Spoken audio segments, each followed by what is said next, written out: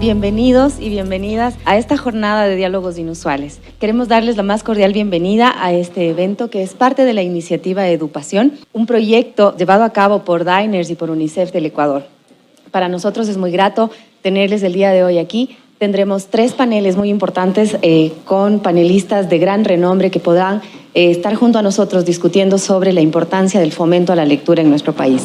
Nosotros creemos en una juventud lectora, creemos que existen docentes lectores y creemos también en que es posible una educación de calidad y calidez inclusiva a través de estas iniciativas en donde todos y todas podamos participar.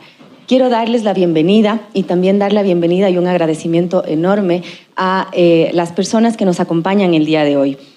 Quiero invitar a pasar a Fernanda Porras, oficial de educación de UNICEF, para que pueda dar las palabras de bienvenida y apertura del evento. Muchísimas gracias, Fer. Bienvenida. Hemos tenido que enfrentar una crisis nunca antes vista, ¿no? Las escuelas en el Ecuador fueron cerradas por 2 años.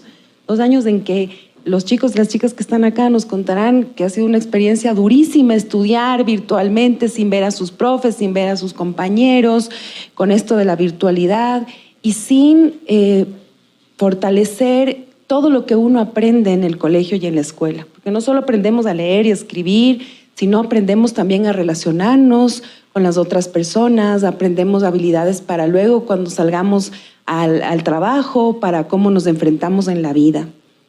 Lamentablemente esta crisis nos ha ocasionado gravísimos problemas. En nuestro país, en el Ecuador, 6 de cada 10 niños de 10 años no pueden comprender lo que leen, ¿sí? O sea, leen, pero no entienden lo que están leyendo, ¿no? Y 7 de cada 10 niños y niñas no pueden realizar una suma de manera adecuada. Estas habilidades tan básicas como la lectura, la escritura, el realizar una operación matemática, son fundamentales para la vida, porque todo el tiempo estamos leyendo, estamos haciendo operaciones matemáticas, tenemos que tomar decisiones en nuestra vida sobre a dónde vamos, cómo vamos, qué información utilizamos. Y es por eso que en UNICEF, conjuntamente con Diners Club del Ecuador, en esta alianza estratégica que tenemos ya por más de 20 años, es que estamos súper preocupados por trabajar para que todas las escuelas y los colegios de nuestro país tengan mejores condiciones para el aprendizaje y para también la enseñanza, ¿sí? Es fundamental las profes que están aquí, los profes también, y toda esa entrega y esa pasión que ponen cada día en sus aulas para tratar de paliar todos los defectos que esta crisis educativa por la pandemia nos ha generado. Estos diálogos plantean una discusión en la que queremos que muchas personas de muchos sectores que están pensando al igual que nosotros en lo importante que es mejorar la educación, apoyar para que los niños y las niñas y los adolescentes tengan una mejor calidad en la educación, podamos compartir reflexiones, podamos compartir datos y que esto nos siga motivando para seguir apostando por la educación. Una sociedad que no prioriza a sus niños y a sus niñas y la educación de sus niños y sus niñas y sus adolescentes es una sociedad que no va a avanzar, ¿sí? Es una sociedad que no va a generar las condiciones para que en un futuro cercanito, porque ustedes ya mismito van a salir y van a ser los próximos, qué sé yo, ministros, ministras, gerentes, profesores y tengan todas estas habilidades que se requieren. Hay muchos mitos con relación al tema también de la lectura, que en Ecuador no leemos, que por qué no leemos. Y un poquito la idea de estar acá es justamente escuchar estas voces, reflexionar, pero por sobre todo hacer un compromiso para priorizar la educación en nuestro país. Si no ponemos a la educación en el primer lugar, no vamos a poder avanzar, ¿sí?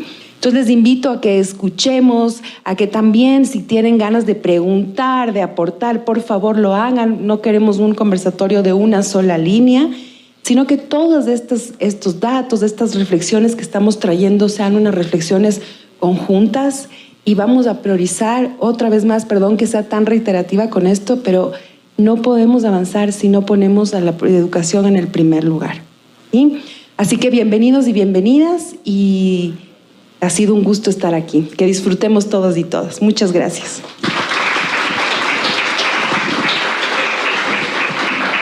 Muchísimas gracias, Fer. Conocemos del gran compromiso que tiene UNICEF con todas estas iniciativas. Quiero dar también la palabra el día de hoy para que nos pueda dar la bienvenida a Augusta Bustamante, gerente de responsabilidad social de Diners, Club del Ecuador. Bienvenidos a todos. Qué gusto tener tanta gente hablando de la lectura, ¿no? Algo que a veces estamos más bien centrados en hablar de cosas a veces feas, pero hablemos también de las cosas buenas que podemos hacer como país. Y lo que decía María Fernanda, yo también quería ratificar, ¿no? O sea, a veces siempre decimos, bueno, no leemos, pero también tenemos grandes escritores, pero también tenemos logros. Entonces, ¿qué han hecho? ¿Qué hemos hecho? ¿Qué maestros han hecho? ¿Qué padres han hecho para lograr que sus hijos lean? ¿Qué prácticas tenemos? Quizás nunca hemos hablado de eso. Y yo hoy, viniendo acá, venía reflexionando sobre cómo fue para mí difícil cuando yo fui madre. Yo decía, las redes sociales son un boicot, son una... ¿Cómo hago yo para sacar a mi hija de las redes? Porque quiero que más bien lea. ¿Y cómo hago para que...? Porque un padre y un educador también tenemos muchas veces esas disyuntivas. ¿Cuánto tiempo está bien que un niño o un joven esté en las redes sociales? No sé si alguno de ustedes lo sabe. Yo no lo sé todavía, no lo he descubierto. Pero lo que quiero decir es, muchas veces cuando vemos estos problemas que se dan, por ejemplo, en los jóvenes en Estados Unidos, hemos visto muchos casos de gente que ha tenido problemas de violencia, del uso de armas, de adolescentes, y dicen, no, es que estaba muy metido en las redes sociales, ¿no? Como que las redes sociales le inculcaron le incentivaron a hacerlo. Sin embargo, la pregunta es, ¿son realmente las redes sociales o son las interacciones que tenemos día a día que crean eso? Y la otra pregunta es, quizás la lectura, quizás si logramos orientar más a nuestros jóvenes, ellos pudieran también tener un mejor aprovechamiento de las cosas positivas que estas redes nos pueden dar, incluso para el fomento de la lectura y de la escritura. Y esa discusión es una discusión que tenemos que tenerla y que nunca hablamos, porque decir, oye, tú utilizas a las redes sociales como tu niñera, porque muchas veces ocurre que muchos padres dicen, aquí está, tú conéctate, y lo más fácil es eso. Lo más difícil quizás sea lo otro, fomentar que los niños lean, que tengan el gusto por la lectura. Y en ese sentido yo debo recordar que ustedes son muy jóvenes, pero cuando yo era estudiante, muchas veces, obviamente, cuando alguien hacía algo malo, te mandaban a leer un libro, ¿no es cierto? Era el gran castigo, ¿ya? Entonces, si hemos pensado que leer un libro es un castigo, bueno, ¿cómo vamos a transmitir a nuestros hijos, a nuestros jóvenes, a nuestros estudiantes, que tengan gusto por la lectura? Y justamente eso es lo que queremos, que vayamos adquiriendo placer por leer, placer por podernos comunicar a través de la lectura y de la escritura. Y ustedes dirán, quizás esta señora, ¿por qué habla tanto de esto si no está en el sistema educativo, representa un banco? Y les quiero decir que desde la empresa privada sabemos que una población que no lee es una población generalmente que tiene menores posibilidades de una calidad de vida. Y una población que no lee también es una población que difícilmente aporta a la innovación. Y les digo esto porque Ecuador es un país que está también bajo en el rango de innovación. Y yo creo que la lectura y la innovación están muy relacionadas. Porque la lectura nos permite entrar a mundos nuevos, distintos, que no están aquí, conocerlos e interactuar con ellos. Y eso es algo que hace que la creatividad crezca. Entonces, las empresas deberíamos tratar de que la población sea más culta, deberíamos tratar de que la población lea más y escriba más. Así es que por eso estamos aquí, en esta alianza con los mejores, que son UNICEF, quienes siempre están trabajando por el bien de los niños, por el bien de la juventud, con IMPAC, que es justamente nuestro aliado en este proceso. Y yo quiero agradecerles a todos ellos y también agradecer de manera muy especial a la Unidad Educativa Tumbaco, que nos acompañan hoy día por haberse destacado también en todo el tema de lectura y de las rondas lectoras. Así es que bienvenidos, ojalá tengamos una conversación y una discusión que nos aporte en nuestras vidas para saber cómo manejamos esto, la lectura, las redes, qué será bueno para nuestros hijos, para nuestro país. Muchas gracias.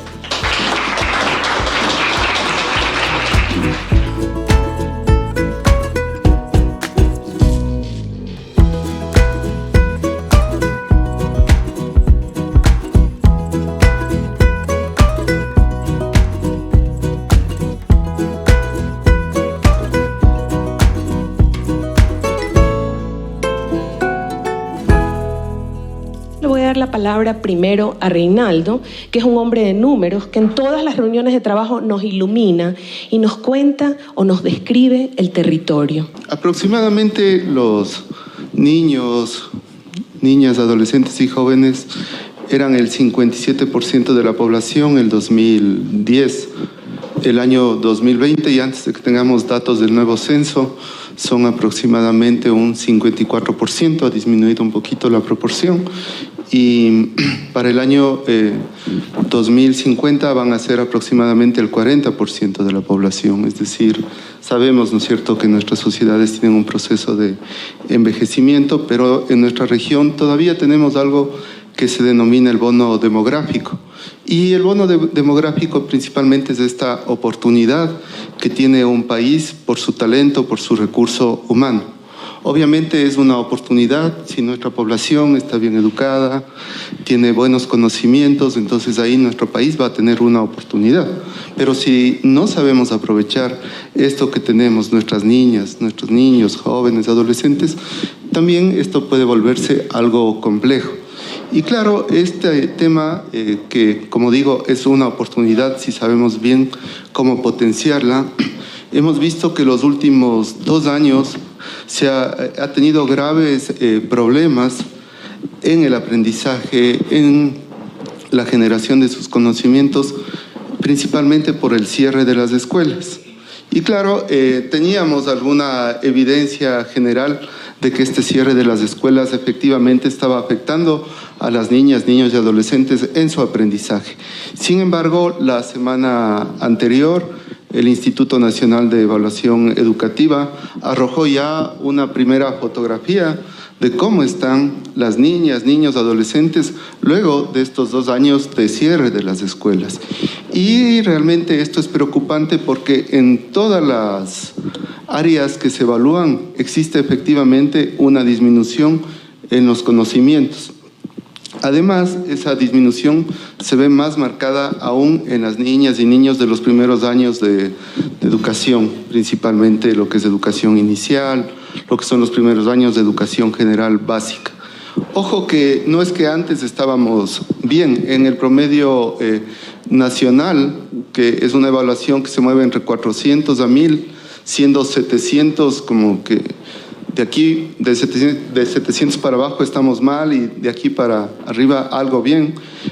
La media era alrededor de 700, pero en estos 2 años ha existido una disminución de unos 50 puntos en los temas de lengua y literatura, por ejemplo. Entonces, esto es significativamente preocupante. Ahora bien, ¿qué hacer? ¿Qué estrategias considerar para mejorar este problema? Creo que existen varias, ¿no es cierto? Muchas ligadas a temas de inversión, de mejora o de apoyo en los docentes, también un tema movilizador con la comunidad educativa. Sin embargo, existe un análisis que se hizo hace 1 año y medio en donde se hacía un análisis de la relación que puede tener la lectura con el tema de los conocimientos de las niñas, niños y adolescentes. Entonces, en una prueba también del Instituto de Evaluación Educativa se preguntaba primero sobre algunos temas ligados más a la lectura. Si los chicos, chicas les gustaba leer, cuántas horas leían al día y una serie de preguntas. Entonces, sobre eso se agrupó a los niños en niños que amaban la lectura y en niños que tenían poco gusto por la lectura. Teníamos eso y aparte teníamos las evaluaciones de estos niños en matemáticas, en ciencias, en literatura, en 5 áreas. Y si pudiésemos imaginarnos un gráfico, en todas estas áreas, los niños que tenían una predisposición hacia la lectura, que amaban la lectura, tienen un puntaje mucho mayor a quienes no tenían esta predisposición. Entonces, eso nos señala que ante esta crisis educativa que tenemos actualmente, un buen elemento para tratar de cerrar esta brecha, y una buena estrategia para tratar, ¿no es cierto?, de ir disminuyendo este problema puede ser el tema de la lectura. Cómo motivar, cómo promocionar la lectura. Tengo que repreguntarte, perdóname. Claro. Hablaste de una situación de país. ¿Hay cifras respecto a provincias o regiones? ¿Hay cifras respecto a privados, públicos, fiscomisionales? Es decir, ¿hay como un mapa más específico, mejor descrito del país? Sí, o sea, uno podría hacer un análisis un poquito más a fondo y las principales problemáticas, por ejemplo, se encuentran en las provincias de la Amazonía, en las zonas rurales de la costa y marcadamente en la provincia de Esmeraldas. Entonces uno sabe que ahí tiene algunos retos mayores. También existe una diferencia significativa entre niñas y niños que probablemente tienen mayor acceso a libros, por ejemplo, a tecnología, que quienes no tienen. Por ponerte un ejemplo, en las familias con niños menores de 5 años que están en situación de pobreza, el 70% de estas familias no tiene un libro en el hogar. Entonces, ¿cómo motivamos al tema de la lectura, por ejemplo, si en la casa ni siquiera existen libros para hacer esto? Qué importante que haya disponibilidad de libros. Voy a pasar la palabra a Nadia. Desde tu espacio, ¿qué se puede hacer? ¿Qué se está haciendo frente a una realidad descrita por Reinaldo? Bueno, primero que nada, muchísimas gracias por este espacio, por esta invitación. Estamos felices de estar acá. Y un poco para contarles justamente de dónde hablamos y nuestro criterio y los comentarios que vamos a compartir, me quiero tomar unos minutos breves para contarles justamente a la organización a la que represento. Algunos de ustedes la conocen, algunos no, entonces les presento. Yo estoy representando a Lab 21.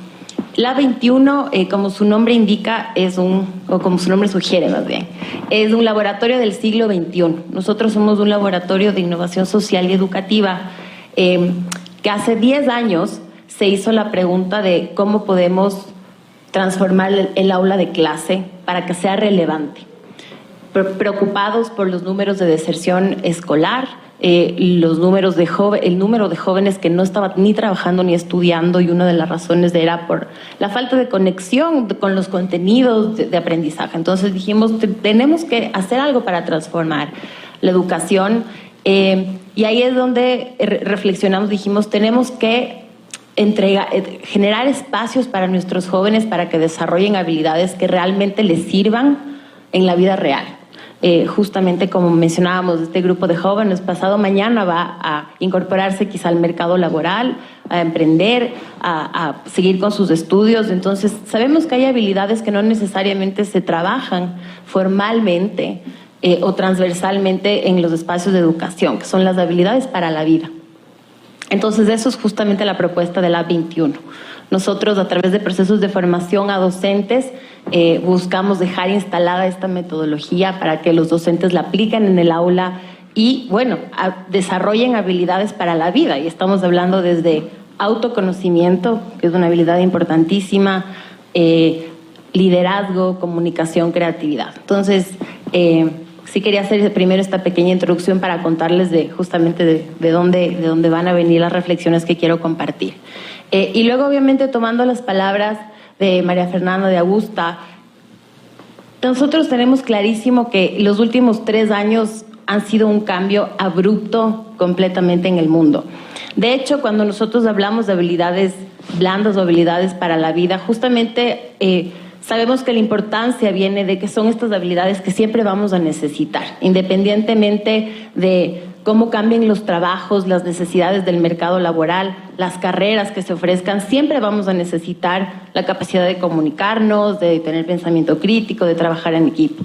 Entonces, también venía de ahí la propuesta, cómo nos preparamos para un mundo que está en constante cambio. Y luego viene la pandemia, y aquí a mí me encanta hacer este ejercicio de invitarles a todos a viajar un ratito en el tiempo, y pensemos dónde estábamos en diciembre 2019. Hace 3 años. Entonces, pensemos cómo era el mundo hace 3 años. Y empezamos a oír de la pandemia, ¿será que llega? ¿Será que no llega? ¿Qué implicará? Y bueno, en 3 años el mundo cambió completamente. O sea, el hecho de que estemos aquí mismo usando algunos de nosotros mascarilla, el hecho que tengamos que ahora las formas de trabajar han cambiado. Trabajamos de manera virtual. En estos 3 años la manera de educarnos cambió, la manera de relacionarnos personalmente, de conocer a personas. Es decir, me encanta hacer este ejemplo porque creo que hemos vivido de primera mano lo abrupto que pueden ser estos cambios. Entonces, es un poco para contar las preguntas que nosotros nos hacemos en la 21. Pero ahora, volviendo ya al tema que nos junta hoy, sobre la lectura y tecnología, también quiero hacer referencia a algunas de las cifras que justo veíamos en el libro, ¿no? en el video. Y hay esta cifra que en el Ecuador leemos un libro al año, ¿no es cierto? Y es una cifra alarmante, obviamente es una de las cifras más bajas de la región. Pero también hay otras cifras que nos pueden dar ciertas pistas de cómo podemos ir hacia adelante. Entonces, tengo aquí unas pequeñas cifras. Dale, no te preocupes. Justamente estas cifras vienen en base a un estudio que hizo el Ministerio de Cultura. Entonces, aquí decía en este estudio, una conclusión es que el 77% de la población lee con frecuencia diaria. O en pantallas, o en diferentes... lee con frecuencia diaria. El 92% de la población lee en distintos formatos. Uh-huh. Y el 57% de la población reporta que el celular es del medio a través del cual lee. Entonces, a nosotros sí nos deja esa pregunta. Ok, puede ser que estemos leyendo un libro al año, pero eso no quiere decir que no estemos leyendo. Y luego a mí me encantaría igual expandir esta conversación con los jóvenes. No quiere decir que no estemos leyendo. Entonces, la pregunta que nos hacemos en la 21 y desde todos quienes trabajamos en áreas de innovación educativa es: la educación tiene que responder a la realidad de nuestros jóvenes. Y esa es una realidad, ¿no es cierto? Entonces, la pregunta es, definitivamente, ¿cómo nosotros podemos utilizar la tecnología, los medios, los canales, los formatos, los contenidos que les atraviesan a nuestros jóvenes, a nuestro favor? Es decir, quizá la pregunta no necesariamente tiene que ver con el número de libros, sino cómo utilizamos la tecnología a favor del fomento de la lectura. ¿Qué canales uso para llegar a estos posibles lectores? No solo qué canales, sino quiénes son los indicados, porque una respuesta, casi siempre la primera respuesta es que el gobierno haga, porque es su obligación, pero ¿quiénes somos los actores de esta sociedad indicados a atender? Hay organizaciones como UNICEF, desde los organismos internacionales, hay organizaciones de la sociedad civil que desde la sociedad civil lo hacen, y por supuesto está el órgano rector de la educación, que es el Ministerio de Educación. Termina tu idea, dale. Sí, entonces, digamos que la situación está ahí. Nuestros jóvenes están leyendo contenidos a través de las redes sociales, a través del Internet. Y entonces la propuesta de la 21 es, ok, aprovechemos eso a nuestro favor, pero si es que nuestros jóvenes igual están leyendo, si es que la educación ya no es este formato en el que un docente transmite información, porque la información ya está ahí, ese ya no es el rol del docente. La pregunta es, ok, acompañemos este proceso de fomento a la lectura a través de la tecnología, pero resulta fundamental, resulta esencial, resulta urgente que, si bien utilicemos la tecnología a ese favor, en el aula de clase también nos dediquemos a fomentar el pensamiento crítico. Porque estamos actualmente en un mundo en el que va a ser imposible que regulemos o que administremos los contenidos que estamos leyendo. Y no solo estoy hablando como jóvenes, estoy hablando como adultos. Estamos bombardeados, desbordados de información, pero también estamos bombardeados y desbordados de desinformación. Entonces es imperativo, es urgente que en el aula estas habilidades para la vida que hablaba yo al inicio, habilidades blandas, tengan que ver con el pensamiento crítico. Que nuestros jóvenes tengan hoy la capacidad de distinguir la calidad de los contenidos que están leyendo, cuáles son medios verificados o no, qué contenidos pueden tener detrás intereses políticos, ideológicos, comerciales. Es decir, la información está ahí, es un océano infinito de información. Y entonces, si vamos a utilizar eso a nuestro favor, esto sin duda tiene que venir acompañado con el fomento del pensamiento crítico y la capacidad de discernir lo que estamos leyendo. Reinaldo, y me imagino que también hay unas metas a cumplir. Existen esas metas para atender estas brechas. Tú hablaste de sectores del país, inclusive de muchos hogares en los que no hay un solo libro. ¿Qué hay que hacer?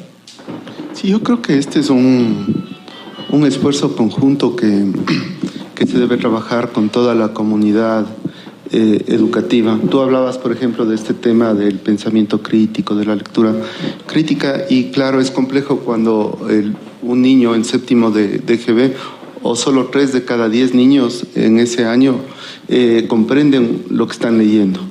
Entonces hay que hacer un trabajo importante en los primeros años de educación inicial.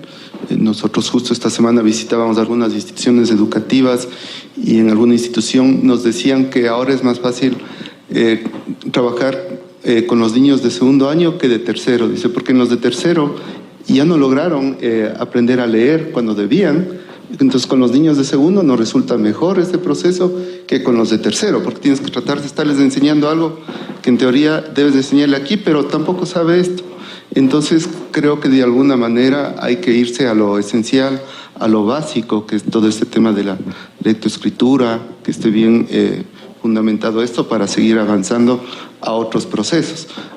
Ahora bien, también en este tema de la lectura y de la posibilidad también de acceder a la tecnología, creo que es importante pensar que aquí tenemos distintos retos y distintos rostros. Por ejemplo, no es lo mismo, ¿no es cierto?, un niño en la zona urbana con padres con una escolaridad superior, por ejemplo, que un niño en la zona rural sin conectividad y con los padres con una baja escolaridad. Entonces, me parece a mí que esto debe ser un cruce como entre quienes forman parte de la comunidad educativa, cuál puede ser el rol de cada uno de estos actores y por otro lado, el tratar de ir viendo cómo generamos una suerte de mejora en los habilitantes, que tengan los niños, por ejemplo, un tema de textos escolares, que se vaya mejorando los temas de conectividad y también que exista la disponibilidad de equipos para esas niñas o niños. ¿Nos puedes contar algo sobre la situación en el país respecto a lo último que dijiste? Disponibilidad de textos escolares, disponibilidad de tecnología, es decir, acceso.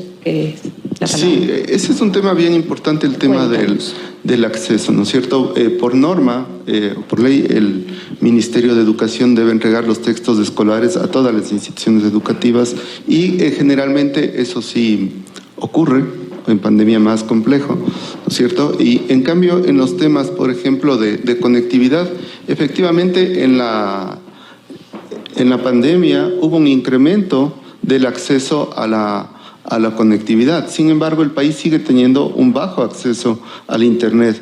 Esto sobre todo en las zonas rurales, en los pueblos indígenas, en la Amazonía, por ejemplo, los porcentajes son muy bajitos. Además, el costo es alto, ¿no? Entonces, muchas familias tienen acceso, pero no porque tengo un plan contratado en mi hogar, sino que me conecto a la Internet del vecino cuando me permite. Entonces, eso también tiene una serie de limitaciones. Por otro lado, viene el tema del uso de dispositivos.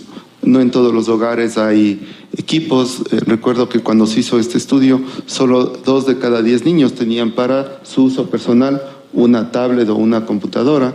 Entonces eso les limita también en su proceso de aprendizaje. ¿Esa cifra ha evolucionado de alguna manera o qué se está haciendo en el Ecuador para que ese número de 2 de cada 10 con acceso a tecnología mejore, cambie? ¿Hay bibliotecas disponibles en general en el país para que cambie la situación de un libro por año, hablando de libros, o acceso a bibliotecas que tengan de tecnología disponible para niños, niñas, para las familias en general? Porque también te has referido a los padres. Sí, el porcentaje sigue siendo bajito, ¿no? Entonces ahí sigues teniendo un reto enorme. Pero bueno, hay unos retos que efectivamente son de competencia desde lo público, más a nivel ministerial, en un incremento necesario de la inversión para tratar de recortar estas brechas. Y también hay otras acciones que se pueden realizar desde el hogar, desde las familias. Entonces, yo creo que mucho de esto tiene que ver con el ejemplo en el hogar, con la motivación para la lectura. Entonces, creo que ahí todos podemos sumar. Este actor tiene que darnos algunos habilitantes, tiene que darnos conectividad, por ejemplo. Lo que se ha visto bastante en estos años es que muchas veces esto ha sido provisto ya sea por los municipios o las prefecturas, puntos de acceso a Internet para que se puedan conectar las familias un momentito, por ejemplo. Y creo que ahí también hay un tema bien importante en lo que tú mencionabas, en parte de lo que tiene que ver con los contenidos. Porque, o sea, ¿para qué me conecto?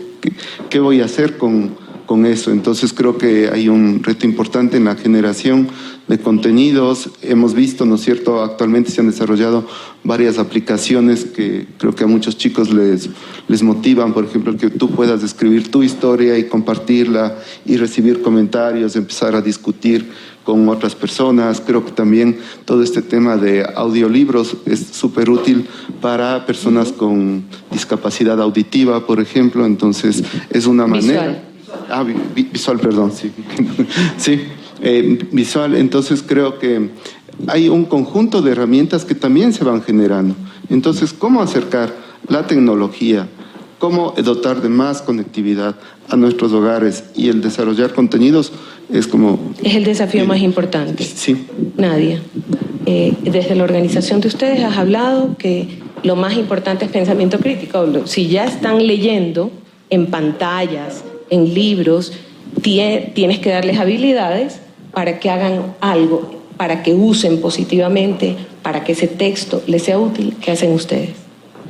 Sí, correcto. Bueno, como les contaba, nosotros desde la 21 nosotros tenemos estos procesos de formación dirigidos a jóvenes, pero a docentes. Este es el programa con el que nacimos hace 10 años. Entonces, lo que nosotros hacemos para responder tu pregunta es trabajar estas habilidades con los docentes primero. Esa es la clave, porque eso es dejar sembrada la semilla o dejar la capacidad instalada en el docente que está a cargo de guiar a nuestros jóvenes, a nuestros niños, y luego ellos tienen esta misión de replicar y tienen este efecto multiplicador. Entonces, es súper interesante las experiencias que nosotros hemos tenido, porque si estamos hablando de fomentar la creatividad, estamos hablando de fomentar el pensamiento crítico, el autoconocimiento, el liderazgo. Es súper interesante darnos cuenta que si bien han habido muchos esfuerzos para formar a docentes, queda todavía mucho trabajo por hacer para desarrollar estas habilidades de nuestros docentes, que quienes guían, que a nosotros nos gusta decir obviamente que cuidan a nuestros niños, es decir, cómo estamos cuidando a nuestros cuidadores. Entonces, es esencial, eso es lo que hacemos. Y cómo hacemos estos procesos de formación de habilidades, como cualquier habilidad, se hace a través de la práctica. No se puede enseñar a cocinar diciendo, mira, así se cocina, o enseñando a manejar, mira, así se maneja, sino se tiene que poner en práctica la cocina, se tiene que poner en práctica el conducir, y es lo mismo con las habilidades socioemocionales, con las habilidades blandas. Hasta donde te entiendo, están leyendo mucho en pantallas los jóvenes hoy en día. ¿Qué están leyendo en las pantallas?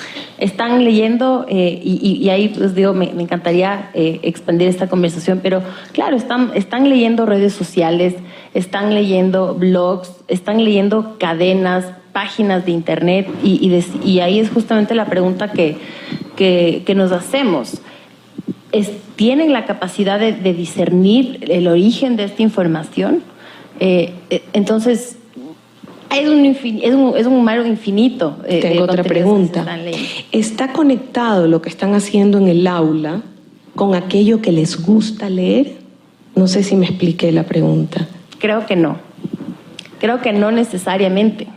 Y esto nosotros lo sabemos y lo vemos de justo en todos nuestros procesos de formación, y es nuevamente lo que digo, quienes pensamos en educación y en innovación educativa, tenemos que hacernos todos los días esta pregunta, si es que si es que la educación, lo que estamos impartiendo, lo que estamos desarrollando... Está conectado con la realidad y con los intereses. Siempre esa es la pregunta, ¿cómo utilizamos la realidad, las necesidades, los intereses a nuestro favor? Y sí, no creo que siempre está conectada, y ese es un desafío importante. Importantísimo.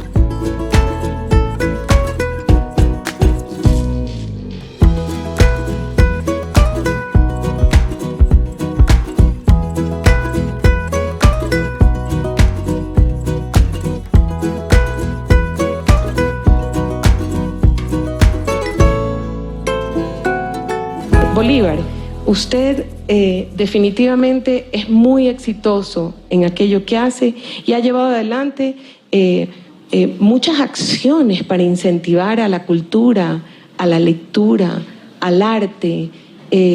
Cuénteme un poco de su trabajo. Es un trabajo de territorio, es un trabajo desde abajo, es un trabajo directamente con la comunidad. Porque a veces estamos esperando que de arriba nos caiga la lluvia de oro, el maná del cielo, y abajo nos estamos muriendo de hambre. Entonces es necesario trabajar directamente con la comunidad, en las escuelas, en los colegios, en instituciones que tienen público o jóvenes o niños en riesgo permanente. Esa ha sido la labor. Vamos trabajando nosotros, incentivando a la lectura, que es el proceso de los últimos años, pero porque hay una necesidad. Porque el hombre, el ser humano, el niño, quiere escuchar historias. Yo les quiero hacer una pregunta. Cuando fueron, quiero que se acuerden preescolar, van a jardín de infantes, preescolar, o primero de básica, como se llama ahora. ¿Qué querían hacer cuando entraron a la escuela? Aparte de llorar, si algunos lloraron y no querían quedarse. ¿Qué? Jugar, ¿qué más? Leer, yo quería leer como mis hermanos mayores. ¿Quería leer? ¿Qué más? Diga un poco más alto. A los jóvenes, ¿qué querían hacer cuando entraron al colegio?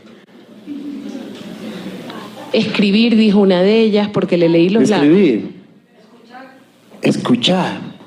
Pues todo eso nos da las historias en sus diversos formatos. Y por eso es necesario, y la labor que cumplo en Artisteca y la que he hecho antes, es trabajar en la comunidad, construyendo desde abajo procesos de historias, en la cual la lectura, la escritura, el lenguaje verbal, el reconocimiento emocional están de la mano. Eso es lo que hago yo ahora también en Artisteca, eso es lo que hago yo también en mi vida personal. Cuento historias todo el tiempo, porque necesitamos contar historias. Si usted no está contando una historia y está haciendo un TikTok, no está contando una historia, está contando un pedacito de historia, está contando un hielo del gran iceberg que es la historia, las historias. Y ahí está el proceso. Usted cuenta una historia, va a encontrar un niño que lo va a coger, un joven que la va a vivir, un adulto que la va a recordar, un anciano que va a tratar de juntar sus neuronas y decir, sí, cierto es. Y de pronto un niño va a garrabatear, un joven va a hacer un meme o escribir en una pared o un dibujo. Un anciano dijo, en mis épocas así era. Y de pronto hemos creado comunidad, una comunidad de historias. Y eso es lo que hago. Qué belleza. Alex, tú también, al igual que Bolívar, eres parte de la Artisteca. Y cuéntame un poco cuál fue tu recorrido para convertirte en formador. Pues muchos hablaron de la tecnología, de pronto a veces la satanizan, pero quizá desde mi punto de vista y desde las personas con discapacidad visual nos hemos visto realmente beneficiados por la tecnología.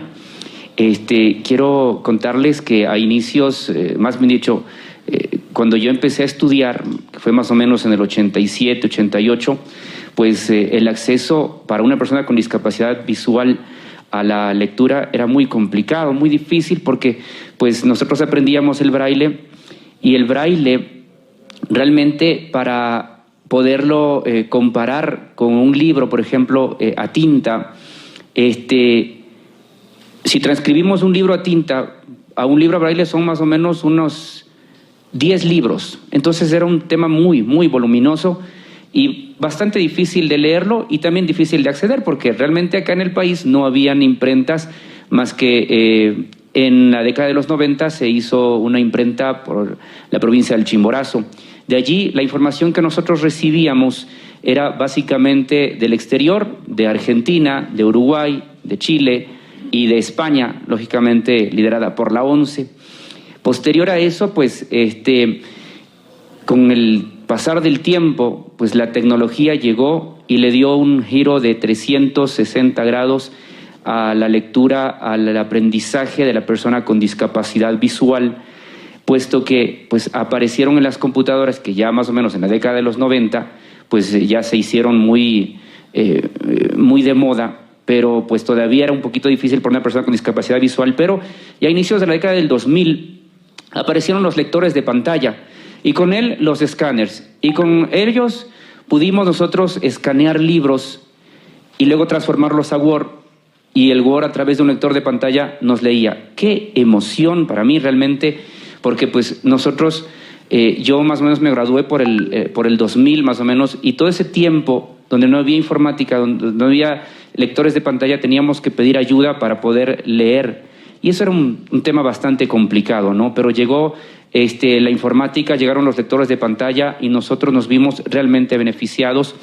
Creo que fue un gran avance el hecho de que podamos beneficiarnos de la tecnología, ¿no? Entonces, ahí empezamos a escanear libros, empezamos a recibir también información de literatura ecuatoriana, que era prácticamente imposible. Realmente el braille es muy voluminoso. Hemos dejado el braille, desde mi punto de vista, el braille solamente es una herramienta alternativa, pero hoy por hoy prácticamente todo lo hacemos de manera digital. Podemos escribir en el computador y luego leerlo, inclusive la lecturabilidad inclusive se hace mucho más rápida. Nosotros nos hemos beneficiado realmente de la tecnología porque pues ha ido avanzando, y conforme a los avances pues nosotros hemos podido acceder a muchas más cosas. Luego llega el tema de la digitalización acá de los dispositivos móviles, que también son una gran herramienta, ¿no? Ya tenemos nosotros el sistema Android, el sistema Apple, que nos permite recibir respuesta de voz en los teléfonos, y eso nos genera pues mucha mayor accesibilidad para los libros, ¿no? Entonces yo de pronto la semana anterior estuve viajando a Zaruma toda la noche, entonces me llevé un par de libros y pues con los audífonos, pues mientras otras personas estaban viendo una película de pronto en el viaje, pues ahí estaba yo leyendo, ¿no? Y eso es el gran beneficio que la tecnología nos ha podido ofrecer. Sí quería hacer esta acotación porque pues nosotros hemos visto beneficiados realmente de todos estos procesos, ¿sí? Ahora, con el tema de Artisteca, ¿cómo me vinculé? Después de la pandemia todos sabemos que recibimos un cambio gradual bastante fuerte, ¿no? Todos metidos en casa. Se lideró un proyecto por parte de Artisteca con Edupación en la personalidad de Roque Iturralde, gran escritor de mucha trayectoria, pues que estuvo a cargo de las rondas lectoras, que así fue como se llamó precisamente estos encuentros en donde empezamos a compartir libros, cuentos cortos, historias, y de ahí, de las historias, nosotros extraíamos vivencias personales, porque pues, como decía Bolívar, todos contamos una historia, los libros también cuentan una historia, y desde allí, pues nosotros lo asemejábamos a nuestras vivencias y podíamos compartir. Esos encuentros los lideró Edupación. Posteriormente, nosotros recibimos capacitación de Edupación mismo en la personalidad de Roque Iturralde. Luego, con la Fundación UBIA también recibimos un taller de escritura, porque luego ya leemos o nos creemos lectores, pues ya queremos escribir, ¿no?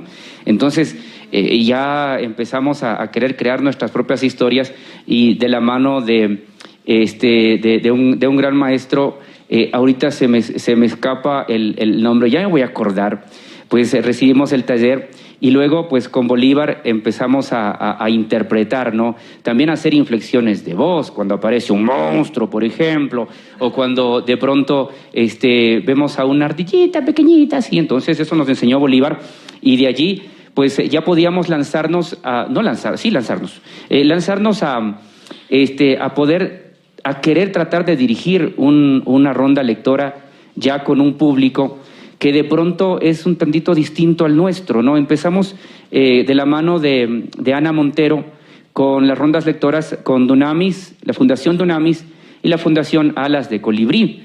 Y allí pues hicimos una bonita dupla porque de pronto yo leía desde mi computador, leímos parte del Principito inclusive con Ana, y Ana nos pasaba, mientras yo iba leyendo, ella pasaba los dibujos. Entonces los muchachos veían el dibujo, escuchaban la lectura interpretativa y pues se interesaron más. A tal punto que pues nosotros, tanto ellos como nosotros, o ellas como nosotros, porque el público al cual nos dirigíamos son jóvenes que han tenido problemas, chicas que han tenido inclusive problemas de trata de blancas, que era un poquito difícil llegar a ellas porque pues ellas de pronto tenían otra forma de ver la vida y nosotros otra, pero pues al momento de contar historias en común, historias que nos han pasado, pues logramos llegar a empatizar, a tal punto que pues los días que nos tocaba rondas lectoras, pues creo que nos extrañábamos, ¿no? Nos extrañábamos, ellas nos extrañaban, nosotros las extrañábamos, y a través de la tecnología, como siempre la tecnología, ¿no es cierto? El Zoom, pues nos permitía unirnos, y de allí compartíamos pues las lecturas, compartíamos historias, comentábamos, y eso nos generaba tanto una gran satisfacción de parte de nosotros que pudimos llegar a este público un poquito complicado, pero ellas también de poder recibir información que de pronto se les fue negada, ¿no? Eso fue mi paso por el tema de las rondas lectoras. Con Dunamis finalizamos las rondas lectoras la semana anterior. Con Alas de Colibrí todavía vamos a seguir mucho tiempo y esperamos pues vincularnos a otros grupos objetivos, ¿no? Qué bueno.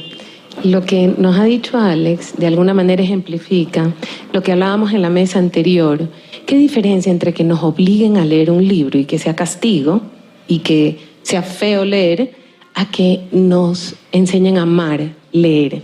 Entonces nos vamos con la Moca Barea. Gracias, Moni, por haberme invitado. Gracias a ustedes por estar aquí.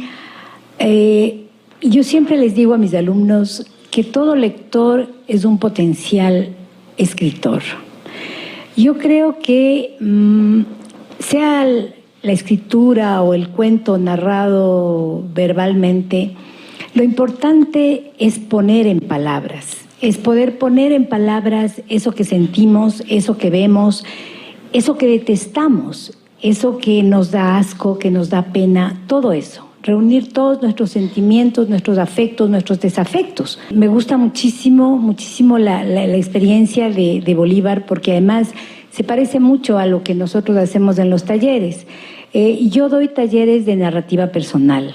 ¿Qué es la narrativa personal? Es la autoficción, es contar la propia historia. ¿Por qué empiezo por aquí? Siempre me dicen, ¡ay, qué pena! Es que yo lo que quería era escritura creativa. No está peleada con la escritura creativa, la narrativa personal. Todo lo contrario. ¿Por qué empezamos por ahí? Porque es una historia que la conocemos, es una historia que la sabemos de memoria. Y es una historia a la que además tenemos todo el derecho de darle la vuelta. Y tenemos el derecho de mentir, y el derecho de soñar, y el derecho de hacerle divertida, y el derecho de hacerle trágica, y el derecho de hacerle policial, si nos da la gana de que nuestra historia sea policial. Entonces, todo eso nos permite la escritura. ¿Y cómo llegamos a eso? A través de la lectura. Justamente estuve hace un par de semanas en Buenos Aires con un amigo, un queridísimo amigo, escritor. Bueno, él no es escritor, es editor más bien. Ustedes seguramente todos habrán leído Mafalda alguna vez en su vida. Él es Daniel Diminsky, editor de Mafalda. Él fue el que descubrió a Aquino, él fue el que, inclusive desde el exilio, creo, empezó Mafalda empezó antes, pero pudo continuar desde el exilio y tal en Ediciones de la Flor, que se llamaba su editorial. Y me dice Daniel Diminsky, che, ¿y vos le lees a tus alumnos? Y yo le digo, claro que les leo y les sugiero lecturas y les mando a leer también. Me dice, ¿y a quién lees, por ejemplo? Entonces yo me quedo así, digo, bueno, creo que leemos unos 4 o 5 autores y empiezo a pensar y digo, a ver, déjame ver, leemos a Fernando Aramburu y leemos a Germán Hesse y leemos a Samantha Schweblin y leemos a Claudia Piñeiro y leemos a Anton Chekhov y leemos y el rato que ya iba como por el número 20 o más, me dice, pero que le sacas el aire a tus alumnos. Entonces, sí, eso es, porque yo como Mónica Barea, como escritora, como librera, creo que puedo aportar muy poco en el proceso de cada quien. Pero en cambio, a través de la lectura, a través de todas las lecturas que hacemos, cada quien cuenta su historia y hay una cosa adicional riquísima, y aquí mis alumnas favoritas que están por aquí me darán la razón. La escritura desata nudos. A veces tenemos unos nudos, llámale cacaos mentales, llámale, no sé, basurita en el alma, lo que vos quieras, ¿no es cierto? La escritura desata. La escritura de alguna manera te pone alas, de alguna manera te manda así como avioncito de papel, de alguna manera te da aire. Es lo que yo he sentido al escribir y yo creo que de alguna manera mis alumnos también lo han sentido. Muchas gracias, Moca.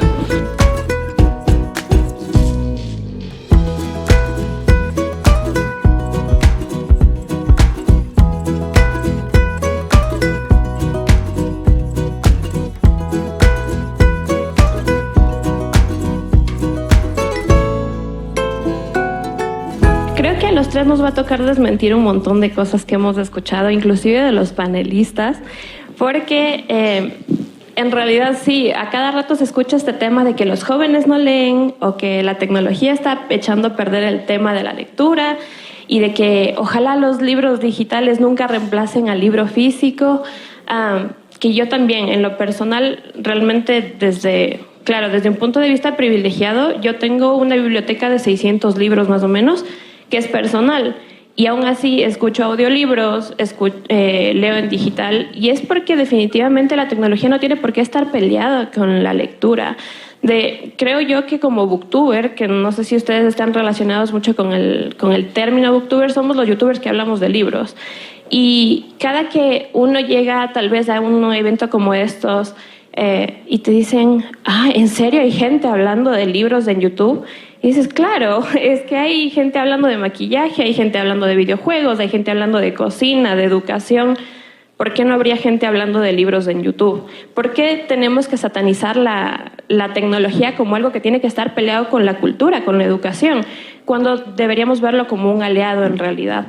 Entonces, yo creo que esto es algo que normalmente decimos mucho en el ámbito de los booktubers, de los bookfluencers en realidad, que son bookstagrammers, que son la gente que habla de libros en Instagram, los booktokers que hablan en TikTok. O sea, es que hay tanta gente hablando de libros en las plataformas, en las redes sociales, que decimos, o sea, en realidad los jóvenes, porque también ese es otro tema que estamos bastante desatendidos como parte de la sociedad que sí lee, en realidad los jóvenes no leemos gracias al sistema, sino a pesar del sistema.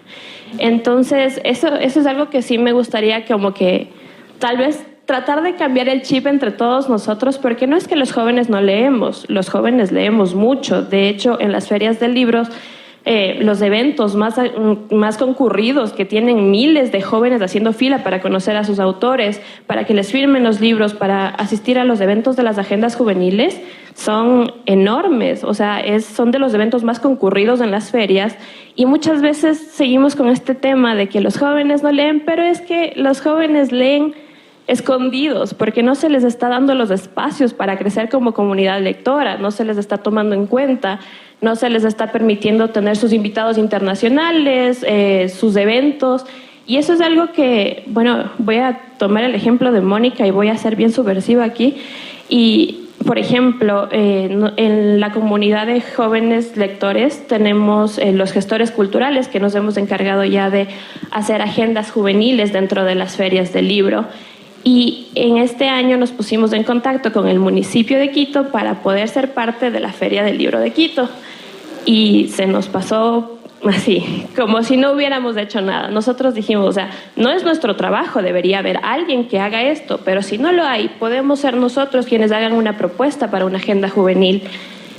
Y pues nos dijeron, sí, ya les llamaremos. Aquí seguimos esperando y la feria del libro, de hecho, comenzó hoy o ayer, creo.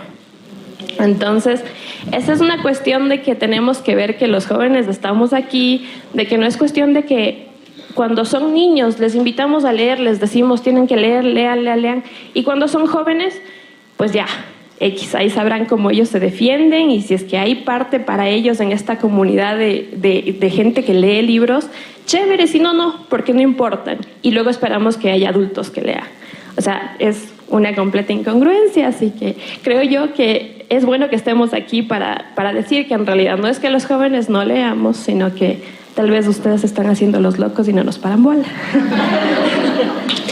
Muchas gracias. Juan Simón, cuéntame tu historia, pero lo que más me interesa de tu historia es el primer canal y podcast de educación. Eres un influencer, vimos que tienes miles de seguidores. Cuéntame un poco. Tu usuario es, para que lo sigan, @Juansi22. ¿Lo dije bien?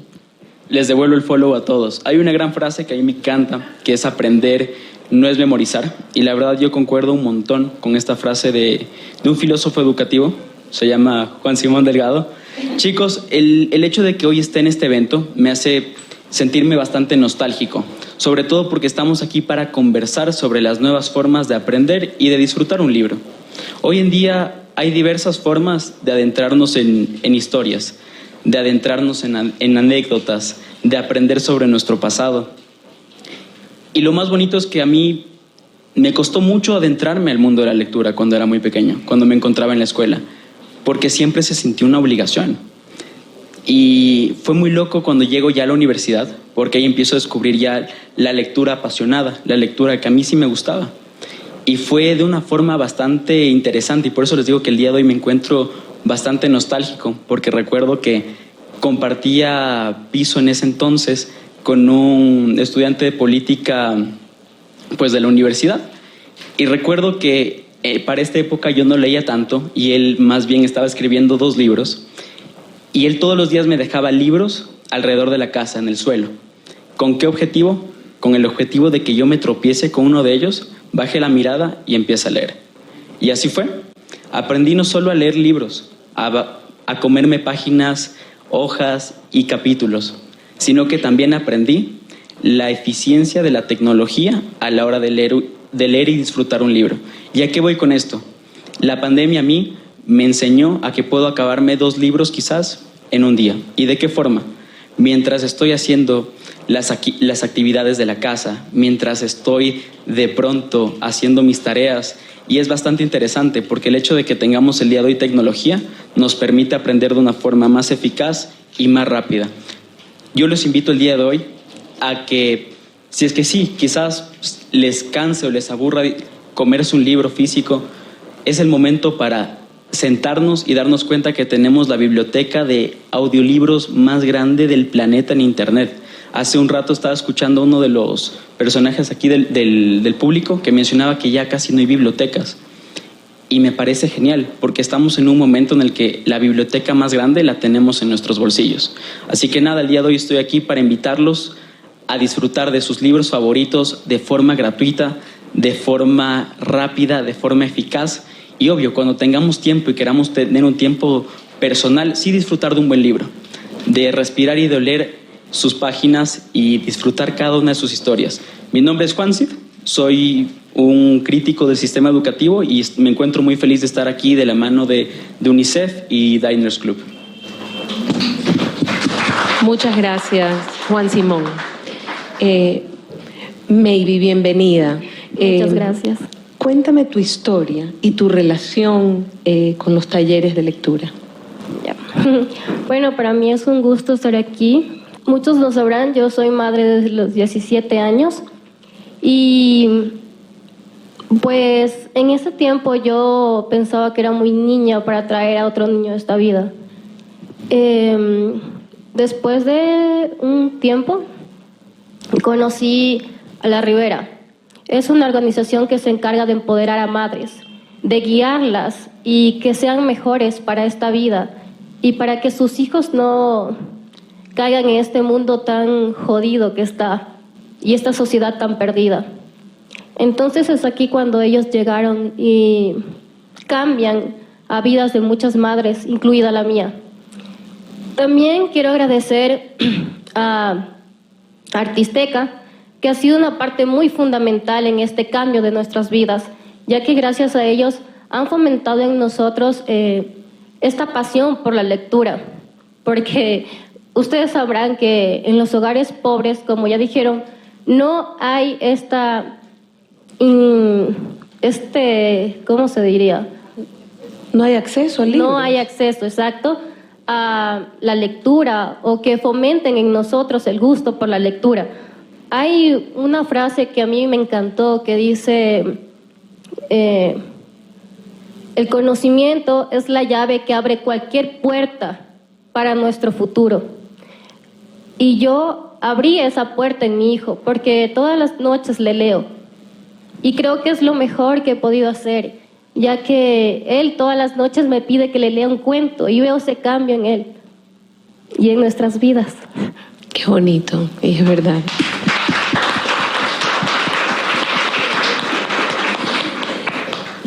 ¿Qué están leyendo los jóvenes? No sé, ¿qué tipo de libros, qué literatura? Porque a lo mejor a veces, y hemos hablado del libro obligatorio y el libro que sí quiero leer, el libro que me exigen que lea para el lunes el resumen del libro, que, no, ¿verdad? Si oyeron la voz, ¿no? Igualita, y es la angustia que tienes el domingo de noche porque tienes que entregar el resumen del libro. Por si acaso, a mí me encanta leer, de verdad, me apasiona y los libros salvaron mi vida. Pero cuando estaba en secundaria, profes, tápense los oídos, solo buscaba en alguna parte del resumen ya escrito, era amiga de la mejor alumna. Y ese era el que entregaba para no tener que leer el libro. ¡Qué horror! Pero no sigan mi mal ejemplo, ustedes lean el libro completo. ¿Qué están leyendo los jóvenes? Pues la verdad es que sí, es este tema de que esto de leer ya se volvió una obligación en los colegios. Es súper importante. Por ejemplo, yo una anécdota personal es que cuando tenía unos 12 o 13 años me mandaron a leer La ciudad y los perros de Mario Vargas Llosa, un libro que ahora puedo leerlo como dándome cuenta, ¿no? Con toda la capacidad de ambientarme tanto en el contexto histórico, político del libro. Pero a los 12 años, ¿yo qué veía? Era como, Dios mío, ¿qué es esto? ¿Y ahora qué voy a hacer? O sea, leí, creo, los 2 primeros capítulos y yo estaba completamente aterrada. Y me decía, ¿y ahora qué voy a hacer? O sea, no quiero seguir leyendo esto. Y sí, como decían, lo más fácil era buscar simplemente el resumen, porque eso es lo que hay también, lastimosamente. Pero yo decía, ¿y por qué nunca me mandaron a leer a Julio Verne, por ejemplo? Hoy en día me considero una verniana de corazón y jamás en el colegio nunca me enviaron a leer a Julio Verne y hubiera sido una historia completamente distinta y, o sea, hubiera sido como mi experiencia muy diferente a la que tuve, porque yo durante el colegio estuve completamente desconectada de los libros, era simplemente leer por obligación. Y una vez que salí del colegio, me di cuenta de que habían libros que podía realmente disfrutarlos no porque alguien me diera una nota por leerlos, sino porque realmente me ofrecían algo, me ofrecían distraerme, como decían, sí, de este mundo que está hecho pedazos. Y eso es lo que yo busco en los libros. Fantasía, ciencia ficción es mi fuerte. Y es por eso, porque quiero tal vez salir de la monotonía, de la realidad de este mundo que está tan raro. Y eso es lo que los jóvenes están leyendo, la fantasía, la ciencia ficción, el romance contemporáneo, son el terror, el misterio, policiales, o sea, son una cantidad de cuestiones que los jóvenes están leyendo e incluso los clásicos, porque hablando de esto, de los formatos y todo que están disponibles hoy en día, no sé si han visto por si acaso en alguna librería o en algún lado los clásicos convertidos en mangas. Te iba a preguntar sobre opción, eso. Exacto.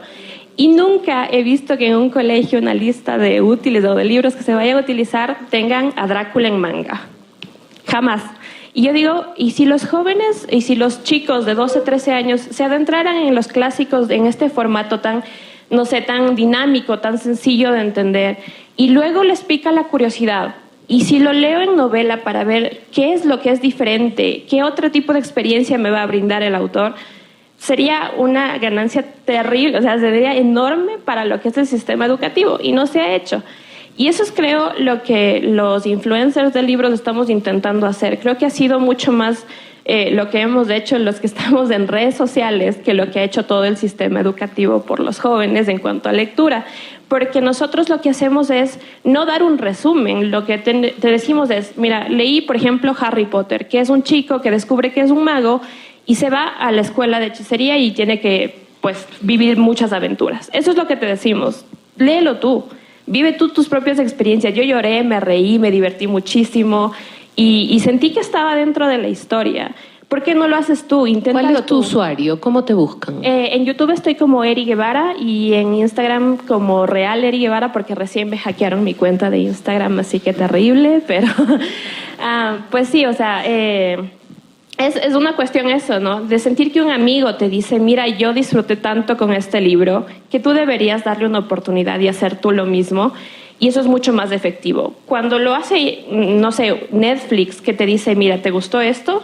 Te podrías gustar esto de acá. Eso es literalmente el boca a boca lo que hacemos nosotros y es mucho más efectivo. Sientes que un amigo te está recomendando algo que realmente disfrutó y se siente mucho más efectivo, mucho más satisfactorio que simplemente te digan, bueno, si es que el lunes no me das el resumen del libro con personajes principales, la trama, personajes secundarios, los problemas y todo esto, pues te jalas del año. Entonces sí, creo que es esa la cuestión, la diferencia y de por qué funcionamos tan bien en redes sociales. Arreglar esos currículos, a recomendar los clásicos en manga, a pensar en la novela gráfica, a pensar en otros formatos y en lo que están leyendo los jóvenes. Cuéntame, Juan Simón. Oye, me dejó reflexionando mucho lo que dijiste y la verdad me parece algo fantástico. Hace poco yo estaba disfrutando un libro, se llama Homo Deus, de Yurav Haravi. Me encanta porque te habla un montón sobre cómo hemos evolucionado como seres humanos y parece un libro bastante complicado cuando lo escuchas así, pero la primera vez que yo lo disfruté siendo una novela gráfica. Con los dibujos, me mostraba la forma en la que el ser humano fue evolucionando, oye, y con gráficos que incluso te ponen chistes. Entonces, la verdad es bastante interesante. El tema de, como les dije, me encuentro muy agradecido y sobre todo nostálgico de estar aquí. El momento en el que yo creé mi podcast de educación, lo creé para darle una respuesta a los jóvenes que hoy en día se sienten perdidos dentro del sistema educativo. Esas personas que de pronto se aburren en clase, esas personas que de pronto se desmotivan por una nota, que dejan ir de pronto un sueño, el sueño de seguir de pronto una carrera por una calificación. Y me parece bastante interesante la reflexión a la que tú llegaste, la reflexión de que quizás el momento de aprender debería ser divertido, debería ser dinámico y sobre todo deberíamos aprender desde diferentes formatos de lectura. Porque así como hay ciencia ficción, así como hay novelas románticas, así como hay libros de crecimiento personal, ¿qué si es que en el sistema educativo nos permitieran como estudiantes escoger lo que queremos leer y que a partir de nuestra propia experiencia vayamos descubriendo nuevos formatos, nuevos catálogos de lectura? Creo que sería diferente y sobre todo no habría una juventud a la que no le gusta leer y que ni siquiera se interesa por entrar en una biblioteca. Más bien somos jóvenes que buscamos el resumen, que buscamos quizás el audiolibro y quizás este es el momento perfecto para sentarnos a reflexionar de qué forma podemos ayudar a la siguiente generación para que disfrute de la lectura en un momento que, oigan, estamos llegando a un momento de nuestras vidas que vamos a tener un montón de tecnología, que quizás los libros van a quedar atrás, que muy probablemente nos vaya a tocar disfrutar de la lectura en realidad virtual, en realidad aumentada. Así que, oigan, más bien pongámonos a reflexionar de qué forma nosotros podemos darles a la siguiente generación el gusto por la lectura. Maybe. Muchas gracias, Juan Simón. Tú nos has hablado también de lugares donde no encuentro un libro, donde no sé qué hacer. ¿Y qué crees que puede ser el camino o la solución? O que necesitan todos esos jóvenes que en su casa no encontraron un libro, que sus padres no le dijeron que lea. ¿Qué necesitamos? Bueno, yo creo que actualmente, como ya mencionaron antes, en el celular podemos encontrar mucha información y realmente que la persona que no quiere es porque no busca medios. Y también quiero decir que los primeros educadores somos los padres, porque desde pequeños nuestros hijos captan mejor y podemos crear en ellos hábitos de leer. Ese último aplauso con mucho cariño para todos los profes que les apasiona lo que hacen, que solo quieren hacerlo mejor, que aman su profesión, y todos los que marcan vidas, y que los chicos y que todos no olvidamos a ese profesor que cambió nuestra vida. Así es que un homenaje para los profes que cambian vidas.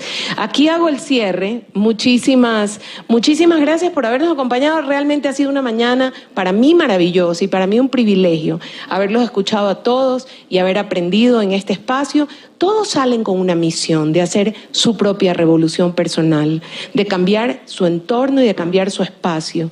Todos tenemos un espacio en el que podemos hacer la diferencia. Quiero pedirle a la Fer Porras si nos puede acompañar para que les dé unas palabras de cierre. Van a ser cortitas porque se han quedado toda la mañana. Y como se han quedado toda la mañana, creo que les ha gustado. Esto es lo que queremos. Yo solo quisiera decir 2 cosas muy cortitas. Si nosotros creemos que la educación de nuestro país va a cambiar porque alguien va a tomar una decisión, alguien va a hacer una política, alguien va a hacer esto, no va a pasar nada. Por eso estamos aquí nosotros y este es el trabajo que estamos intentando crear. Necesitamos una revolución en la educación, pero todas y todos podemos hacerlo y necesitamos hacerlo. Y para nosotros es importante que la educación sea puesta como en primer lugar. Ustedes han dado en esta mañana, de este lado, de las personas que han estado de este lado y de las personas que han estado de este lado, han dado todas las razones y posibilidades de por qué la educación tiene que ser una prioridad. Así que tenemos que seguir levantando voces. Yo me he llevado unas sorpresas, no sabía de los booktubers, ha sido un enorme gusto conocerles. Creo que también dejaría como unas reflexiones chiquititas, las revoluciones, la historia y todo ha tenido resultado cuando todas las generaciones han interactuado. Ni solo ahora hay que ser súper rápido y hacer todo y más. Juan Simón decía, ¿no? Y me acuerdo que mi hijo se llama Simón, nunca me voy a olvidar de tu nombre. Sí, he escuchado mucho que tú, Juan, si dices, vamos a aprender más y vamos a ser más rápidos, pero también es súper rico aprender despacito, tomarnos un tiempo, pensar un poquito, ¿sí? A veces no solo es de aprender más, sino aprender lo que nos sirve, aprender lo que necesitamos. Entonces creo que hay que poner un equilibrio en la vida, todo es un equilibrio, ni muy rápido ni muy lento, hay que ir de un lado al otro, porque estamos aquí ahora en las escuelas, porque muchas personas antes que nosotros lucharon por los derechos, por el derecho a la educación, porque lucharon por las reivindicaciones de los profes, porque hicieron actualizaciones curriculares, ¿no? Y así es en todas las luchas. Las mujeres ahora podemos votar porque hubo muchas mujeres que pelearon y lucharon y perdieron su vida para que ahora nosotras podamos votar y estemos aquí paradas. Y así podemos ver miles de historias. Ni lo uno ni lo otro. Esto es lo bonito. Como decía Alex, estamos de todas las edades, de todos los contextos, grandes, chiquitos, blancos, negros, amarillos. Así es el mundo y la educación tiene que ser priorizada porque es un derecho para todas las personas. Y por eso les agradezco un montón por estar acá, por pensar con nosotros y por ahora seguir teniendo las voces en los canales, que está muy bien, pero en sus escuelas, en sus espacios de docentes, en sus casas, en las instituciones en las que trabajamos, en las organizaciones a las que dirigimos. La educación es una prioridad. Necesitamos que la educación responda a las necesidades de nuestro país, un país que está siendo muy golpeado, pero que nos tiene a nosotros, esta gente hermosa, para que podamos cambiar. Así que muchísimas gracias. La educación es lo primero y tenemos que luchar por ella, ¿no? Muchísimas gracias por estar acá. Ahora le doy la palabra a Augusta también para que nos ayude con unas palabras de cierre. Sí, bueno, muchísimas gracias a todos por estar aquí y por su participación. Creo que nos falta en Ecuador más diálogos. A ver, yo quería, por ejemplo, a los jóvenes que están aquí, decir, bueno, ¿por qué no le llamamos a Mr. Books también? Y le sentamos aquí. A ver, ¿Por qué no conversamos con ellos, ¿no es cierto? ¿Por qué no tendemos puentes? Hoy en día, por ejemplo, yo me he desayunado un montón de cosas, ¿no es cierto? Por ejemplo, todos los temas de sus canales a mí me parece fantástico. O sea, son recursos que tenemos. También quiero invitarles, tenemos dentro de la Alianza Diners UNICEF un recurso adicional que es un repositorio de interculturalidad. Son textos en idiomas vernáculos, ¿ya? Que pueden los profesores textos, acceder a esto. Ya les vamos a mandar, en educación va a salir un link de esto. Pero, ¿qué pasa con las nacionalidades, por ejemplo, en la lectura? ¿Tenemos que leer todo en español o podemos estar leyendo en shuar, en quichua? ¿Qué pasa con ese ámbito? ¿Lo hemos abordado, no es cierto? ¿Cómo podemos nosotros con nacionalidades indígenas que a veces no tienen ni siquiera acceso, también fomentar la lectura? Pero sobre todo yo me llevo aquí lecciones maravillosas y quiero hablar sobre la Ribera, que es, miren, ustedes, ¿por qué trajimos también a estos casos y queríamos que participen ustedes? ¿Qué pasa con una chica que está dando a luz a los 16, 17 años? Uno dice, no, tiene que concentrarse en su hijo, no tiene que trabajar, no puede leer, no puede... Pero en este caso se revierte la tendencia a través de solamente cambiar la lectura. Y a veces cambiar un hábito te puede cambiar la vida.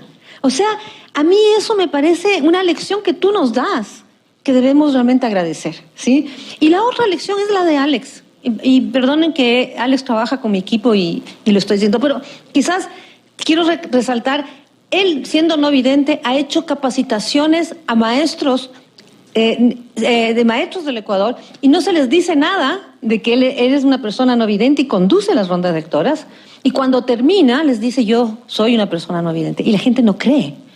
¿Y qué lección nos está dando? Alex ha superado muchísimas dificultades para graduarse, para ser profesional, con todo lo que significa el tema del braille, pero nos enseña que las dificultades no están hechas para obstaculizarnos crecer, están hechas para superarlas y para encontrar los recursos que nosotros podemos desarrollar para cambiar las vidas nuestras y de los demás. Entonces, a mí realmente todos han sido maravillosos quienes han participado en esto. Muchas gracias, pero a veces ponemos peros para no hacer cambios porque nos centramos más en lo negativo, en lo que nos obstaculiza y no trabajamos, como decía Confucio, la mejor manera de enfrentar el mal o lo que está mal es trabajar decididamente por el bien y encender la luz que tenemos dentro. Así es que muchas gracias.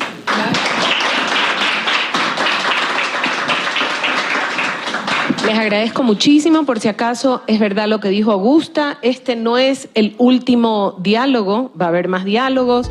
Sigan las redes sociales de Edupación. Agradecer tanto a UNICEF y a Diners porque definitivamente es admirable el trabajo que ustedes llevan adelante. Gracias y nos vemos en un próximo Diálogo Inusual.